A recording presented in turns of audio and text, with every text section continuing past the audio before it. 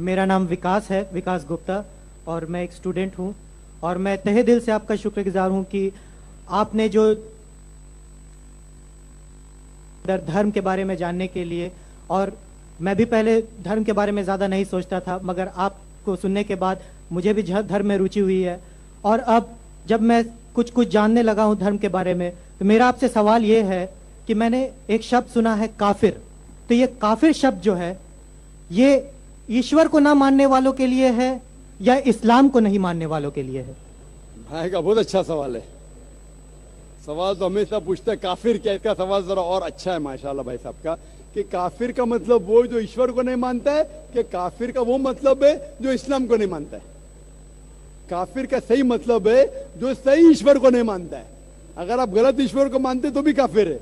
और सही ईश्वर का मतलब आपको इस्लाम में ही मिलेगा। इस्लाम के मानी है अपनी ख्वाहिशें ईश्वर के हवाले करना। तो वो आदमी जो अपने ख्वाहिशें ईश्वर के हवाले नहीं करता है, उसे कहते काफिर।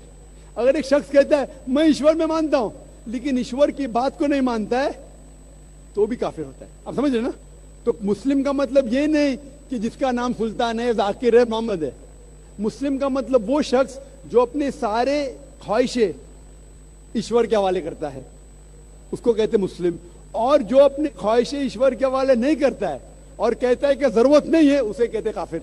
तो अगर आप कहेंगे क्या मैं ईश्वर को मानता हूं, बुत परस्ती नहीं करता हूं, लेकिन फिर जो ईश्वर का कहना नहीं मानते और बोलते जरूरी नहीं है, तो उसे कहते कुफ। कुफ अरबी लफ्ज है जिसे कहते छुपाना, टू कंसील, या रिजेक्ट करना, नहीं मानना। तो अगर आप ईश्वर की बात को भी नहीं मानते तो भी आप काफिर हो जाते हैं। आप मतलब कोई भी शख्स, नाम चाहे अब्दुल्ला हो, सुल्तान हो, राजेश हो या रामू हो, कुछ भी हो, अगर वो ईश्वर की बात को झुटलाता है, रिजेक्ट करता है, उसे अरबी में कहते हैं काफिर। बेशक। और मैं ये भी जानना चाहूँगा, जब मैंने इस्लाम के बारे में जानना चाहा तो मैंने इस्लाम के बारे में कुछ कुछ जो भी जाना, तो उसमें मुझे कहीं ऐसा लगा कि ये सच नहीं हो सकता।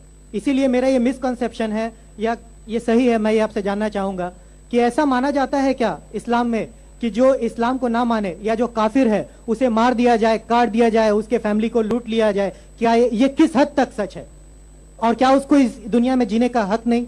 माशाल्लाह भाई साहब ने बहुत अच्छा सवाल किया।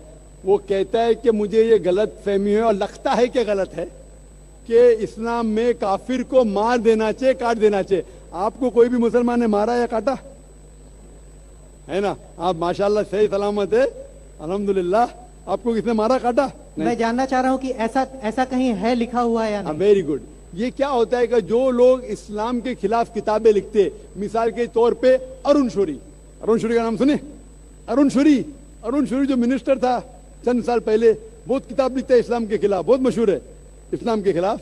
लोग क्या करते, कुरान मजीद की आयत उठाते, आउट ऑफ कॉन्टेक्स्ट, पस मंजर के खिलाफ लिखते, और एक आयत जो बहुत इस्लाम के क्रिटिक उछालते, वो सूरह तौबा की आयत, सूरा नंबर 9 आयत नंबर 5, और लिखते हैं कि कुरान में लिखा है जहां भी आप काफिर को पाएंगे, इनटू ब्रैकेट्स हिंदू, आप उनका कत्ल करो। आप अगर कुरान मजीद खोलेंगे, तर्जुमा पढ़ेंगे, तो उसमें लिखा है जहां भी आप काफिर को पाएंगे कत्ल करो, लिखा है। लेकिन ये आउट ऑफ कॉन्टेक्स्ट है, पस मंजर के खिलाफ है। पस मंजर जानने के लिए आपको आयत नंबर पहले से पढ़ना पड़ेगा। सूरह तौबा सूरा नंबर 9 आयत नंबर 1 से पढ़ेंगे। वहां लिखा हुआ है कि मुस्लिम और मुशरिक मक्का के, उनके बीच में एक पीस ट्रीटी थी, एक सुलह थी। ये पीस ट्रीटी, ये सुलह एक तरफा मुशरिकों ने तोड़ दिया मक्का के। जब अल्लाह ताला आयत नंबर 5 पे आते तो कहते हैं कि हम तुम्हें 4 महीने का वक्त देते हैं, 4 महीने की मोहलत, आप सुधर जाओ वरना ऐलान जंग। आपने सुलह की थी, आपने सुलह को तोड़ी, 4 महीने का वक्फा, सुधर जाओ वरना ऐलान जंग। और फिर अल्लाह ताला कहते सूरह तौबा सूरा नंबर 9 आयत नंबर 5 में, जंग के मैदान में जब भी आप काफिर को पाएंगे, मतलब दुश्मन जब आएंगे जंग के मैदान में, तो आप लड़ो, डरो मत। अभी कोई भी आर्मी जनरल आज की तारीख में, सिपा सलार, वो थोड़ी कहेगा दुश्मन आए तो भाग जाओ, वो कहेगा डरो मत, लड़ो, मारो। तो ये जंग के मैदान की आयत है कि आप जब देखेंगे तो डरो मत, मारो। जंग के मैदान में जब काफिर तुम्हें हमला करने आ रहे, मारो। और अरुण शौरी आयत नंबर 5 से उड़ी मारते आयत नंबर 7 में। उसने किताब लिखी वर्ल्ड ऑफ फतवास, اسلام کے خلاف. آیت نمبر 5 سے جب مارتے آیت نمبر 7 پہ. 5 کے بعد کیا آتا ہے؟ 6 کو کھا جاتے. کیوں؟ 6 میں اس کا جواب ہے, اس کی بیماری کا جواب ہے.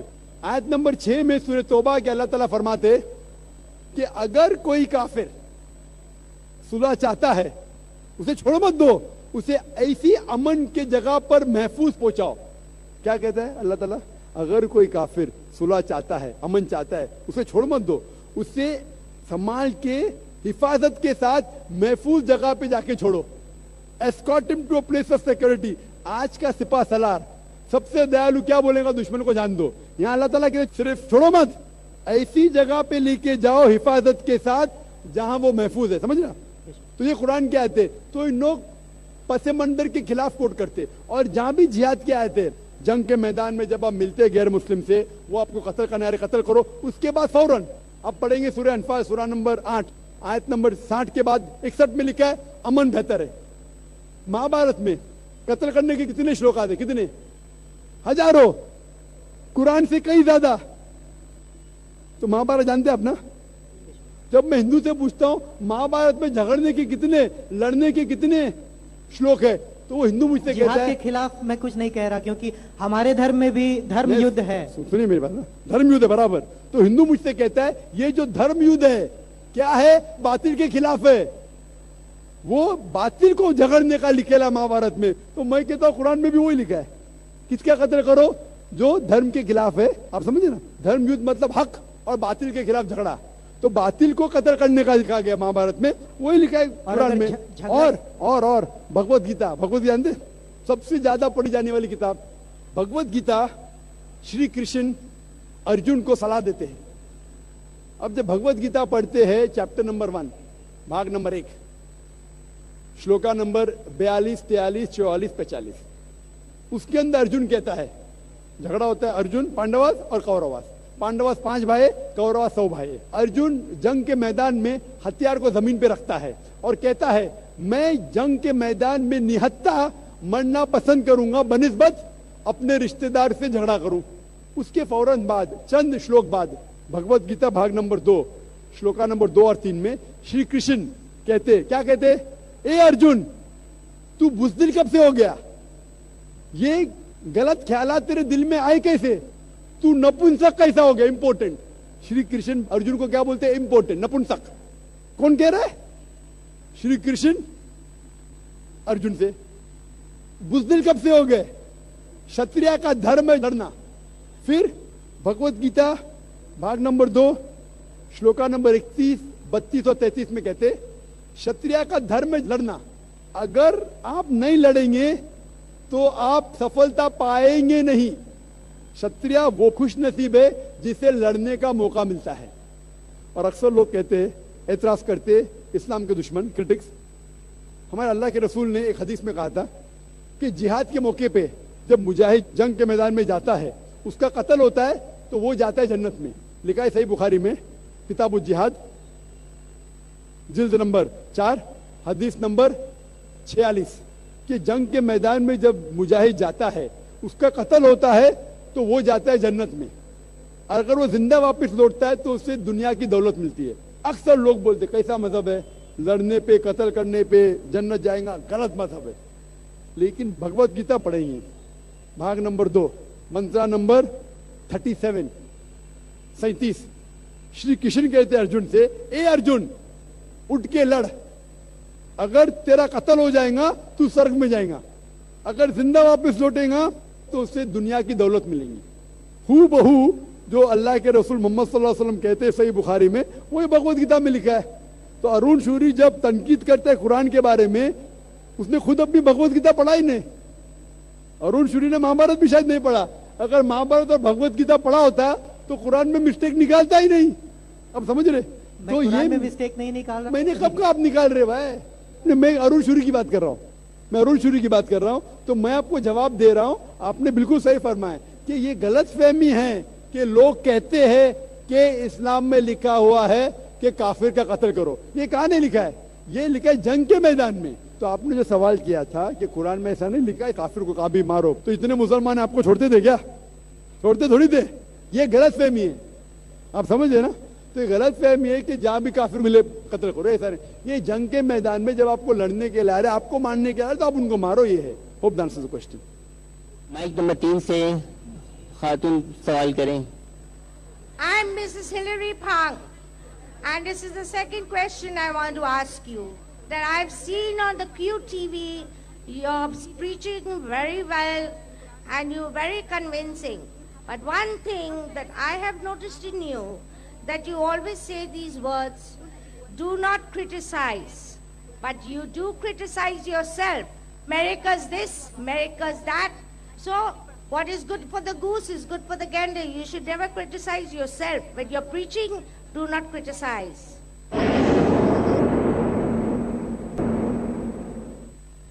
I'm Mrs. Hilary Phang, and this is the second question I want to ask you. That I've seen on the QTV, you're preaching very well and you're very convincing. But one thing that I have noticed in you, that you always say these words, do not criticize, but you do criticize yourself. America's this, America's that. So what is good for the goose is good for the gander. You should never criticize yourself. When you're preaching, do not criticize. Sister has asked a question. She said she sees me on QTV. She's impressed with my talk. But one thing she has objection. I say don't criticize. Never did I say that don't criticize. I say that when I'm giving a talk on similarities, I'm not criticizing. I never tell people should not criticize. The Quran says if people are wrong, correct them. When I have to correct them, I have to criticize them. I never said that I don't criticize. What I say, that normally when I'm giving a talk on Islam and comparative religion, that time my main aim is not to criticize. So when I'm speaking about America, America is not a religion. America is bad, I have to say it is bad. If I don't say, then I'm not a good Muslim. Quran says in Surah Isra, chapter number 17, verse number 81, وَقُلْ جَاءَ الْحَقُّ وَزَاقَ الْبَاطِلُ إِنَّ الْبَاطِلَ كَانَ زَهُوقًا. When truth is heard against falsehood, falsehood perishes. For falsehood is by its nature bound to perish. So we have to speak the truth. Jesus Christ, peace be upon him, said in the Gospel of John, seek ye the truth, and the truth shall free you. So we have to speak the truth, sister. At the same time, we should not go out of the way to criticize any religion. But when we are asking a person to come on the straight path, he may think it's a criticism which Islam gives permission, even Bible gives permission, sister. So please don't misunderstand. I never said no one should criticize. But many a time when I give my talk, my aim is not to criticize. My aim is to come to common terms, sister. Hope that answers the question. मैं रिंटा सरदार, मैं सातरागाछी से आया हुआ हूँ. मेरा question है, अपना पेशा बतलाएं. मैं एक व्यवसायी हूँ. जाकिर नायक से मेरा क्वेश्चन है, हर धर्म में ये बोला गया है शादी करने के लिए लड़का और लड़की को प्राप्त वयस्क होना चाहिए, यानी बालिग. तो दिखा गया है और ये भी कहा गया है मुस्लिम लोगों के लिए कि मुस्लिम लड़का और लड़की को शादी करने के लिए घर के बुजुर्ग से इजाज़त लेना पड़ता है. मगर अक्सर देखा जाता है कि ये बालिग घर से भाग के अपना बुजुर्ग से इजाज़त ना लेके दूसरी जगह जाके शादी करता है, और वो शादी होता है किसी मस्जिद या किसी इमाम के पास. ये सही है या गलत? भाई साहब का दो सवाल था. पहला सवाल कि इस्लाम में शादी होने के लिए लड़का और लड़की बालिग होना जरूरी, बेशक बालिग होना जरूरी. दूसरा सवाल कि आजकल बहुत से नौजवान बालिग लड़का लड़की घर से भागते हैं. ये जरूरी है कि माँ बाप की इजाजत लेना चाहिए शादी के लिए, भाग के फिर मस्जिद में शादी करते, कहाँ तक सही है? भाई साहब, इस्लाम में माँ बाप की इजाजत फर्ज नहीं है, बेहतर है. अगर आप वालिदैन की इजाजत लेके शादी करते हैं तो बेहतर है, फर्ज नहीं है. ये मैंने मेरे तकरीर में भी कहा हूँ. तकरीर में कहा हूँ कि अल्लाह के रसूल ने कहा, सही बुखारी में जिल्द नंबर 7 किताबुन निकाह बाब नंबर 43 हदीस नंबर 69 69, एक औरत आके अल्लाह के रसूल से कहती है कि मेरे वालिद ने मेरे मर्जी के खिलाफ मेरी शादी एक मर्द से की. अल्लाह के रसूल ने शादी तोड़ दी. तो वालिदैन की इजाजत फर्ज नहीं है, लिए तो बेहतर है, फर्ज नहीं है. मैंने तकरीर में भी कहा. लेकिन अगर लड़की चाहती है कि मैं शादी नहीं करूं तो कोई भी वालिदैन उससे जबरदस्ती नहीं कर सकता. ना बाप ना माँ। अगर लड़का चाहता है कि मैं शादी नहीं करूं तो कोई भी जबरदस्ती नहीं कर सकता। अगर मियाँ बीवी राजी तो क्या करेगा काजी? तो अगर मियाँ बीवी राजी है लेकिन सही तरीके से, लफड़े करके बाहर भागना नहीं चाहिए, वो हराम है इस्लाम में। होता है कि नौजवान लोग कॉलेज में मिलते हैं, लफड़े करते भागते, वो भी गलत है, वो भी गलत है। अगर लड़का लड़की मिलते कॉलेज में, दिल लगाया गधी से तो परी क्या चीज है, ये कहावत है। तो क्या होता है, इन लोग हिजाब को तोड़ते, पिक्चर देखने साथ में जाते, मस्ती करते, प्यार हो जाता है, फिर घर से भागते, तो वो भी गलत है। आप समझ रहे ना? तो अननेसेसरी बिना कोई वजह लड़का लड़की का मिलना बाहर नामहरम, ये हराम है। अगर कोई जानते अच्छा लड़का है कि सुना है आपने कि अच्छा लड़का है, इज्जतदार है, तो उसे पैगाम पहुंचाओ सही तरीके से, अपने वालिद के थ्रू उसके वालिदैन को पहुंचाओ, मिलो, बात करो, तहकीक करो, नो प्रॉब्लम। लेकिन अकेले जाके गार्डन में बैठना, थिएटर में बैठना आखिरी रो पे, ये सब हराम है। सही तरीके से पसंद है, शादी कर सकते, दोनों राजी है तो शादी कर सकते। Hope the answer the question. अगला क्वेश्चन माइक नंबर 3 से। সালামালাইকুম, আমার নাম সপ্তা আছে। আমি বলছি কি যে আমাদের যে মন্দিরে পুজো করি, ঠিক আছে, তো আপনারা যে মক্কা শরীফ বলে, ওখানে যে আপনারা যে নামাজ পড়েন ইটের মধ্যে, আপনারা ওখানে পড়ে আপনাদের নামাজ পড়ে কি উপকার হয়? इनका सवाल है कि जिस तरह से हम बुत परस्ती करते हैं, आप भी मक्का शरीफ में ईंटों की दीवार की बुत परस्ती ही तो करते हैं। बहन ने बहुत आम सवाल पूछा है कि आप जब बोलते हैं इस्लाम में बुत परस्ती हराम है, तो आप मक्का में जब जाते हैं, मक्का में भी आप संग असवद काले पत्थर को या ईंट को पूजा करते, तो क्या फर्क है? सवाल अच्छा है, आम है। इसका जवाब है कि इस्लाम में कोई भी काबा की इबादत नहीं करता, ना संग असवद की करता है। काबा हमारे लिए किबला है, एक दिशा है। हम जब नमाज पढ़ते हैं, हम मानते हैं इन कांग्रीगेशन, जमात में। अगर यहाँ नमाज पढ़ने का है तो कोई कहेगा दक्षिण की तरफ देखो, कोई कहेगा शिमाल की तरफ, कोई कहेगा पूरब, कोई कहेगा पश्चिम, किस तरफ देखे? तो इस्लाम में जमात के लिए हम देखते हैं काबा की तरफ। कुरान की आयत है सूरह बकरा की सूरह नंबर 2 आयत नंबर 144 में कि जहां भी नमाज पढ़ो किबला की तरफ, किबला है काबा। और आप अगर नॉर्थ में रह रहे तो आप साउथ की तरफ देख के नमाज पढ़िए, साउथ में रह रहे तो नॉर्थ की तरफ, ईस्ट में तो वेस्ट में, वेस्ट की तरफ रहते तो ईस्ट में। काबा की तरफ दिशा है सिर्फ। और सबसे पहले मुसलमानों ने वर्ल्ड मैप बनाए थे, अल इद्रूसी इन 1154। उस वक्त जब मुसलमानों ने वर्ल्ड मैप बनाई तो साउथ पोल ऊपर था, नॉर्थ पोल नीचे, काबा बीच में था। उसके बाद वेस्टर्न कार्टोग्राफर्स आए, मगरबी कार्टोग्राफर्स आए, मैप को उल्टा किया, north pole top, south pole down. उसके बाद भी अल्हम्दुलिल्लाह काबा बीच में है। हम जब मक्का जाते हैं उम्रा या हज के दौरान तवाफ करते हैं, सर्कमएम्बुलेशन ऑन द काबा, काबा के गोल घूमते हैं, क्योंकि वो अल्लाह का हुक्म है, हमारे रसूल का हुक्म है। और एक वजह मेरे दिमाग में आती है कि हर दायरे का, हर सर्कल का एक ही सेंटर है, उसके मानी अल्लाह एक है, खुदा एक है। और दूसरे खलीफा का कहना है, हजरत उमर रज़ियल्लाहु अन्हु का, सही बुखारी की हदीस है, जिल्द नंबर 2 किताबुल हज, बाब नंबर 56 56, हदीस नंबर 675 675। इस हदीस में हजरत उमर रज़ियल्लाहु अन्हु कहते हैं कि मैं इस काले पत्थर को चूम रहा हूं क्योंकि मैंने मेरे रसूल को चूमते देखा, वरना ये काला पत्थर ना मुझे कोई नुकसान पहुंचा सकता है ना कोई फायदा। ये कहना कि काला पत्थर ना नुकसान पहुंचा सकता है ना फायदा, ये सबूत है कि हम बुत परस्ती करते ही नहीं। उसके अलावा मोहम्मद सल्लल्लाहु अलैहि वसल्लम के दौर में साहबा काबा पे चढ़ के आजान देते थे। कोई भी बुत परस्ती करने वाला जिस बुत की वो पूजा करता है उस बुत पे चढ़ेगा? बिल्कुल नहीं। तो ये सबूत है कि कभी भी मुसलमान काबा को पूछते नहीं। Hope that answers the question. आखिरी राउंड माइक नंबर 1 से गैर मुस्लिम। Assalamu alaikum. My name is Romin Das from Kolkata. I'm an export executive.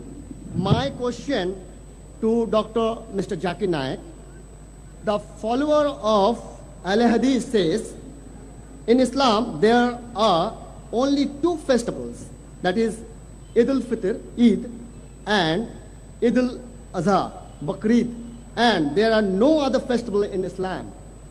Is it correct? Please explain.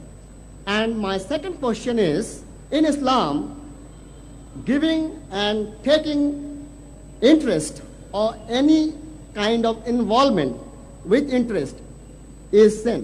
I mean, in Arabic it is called haram.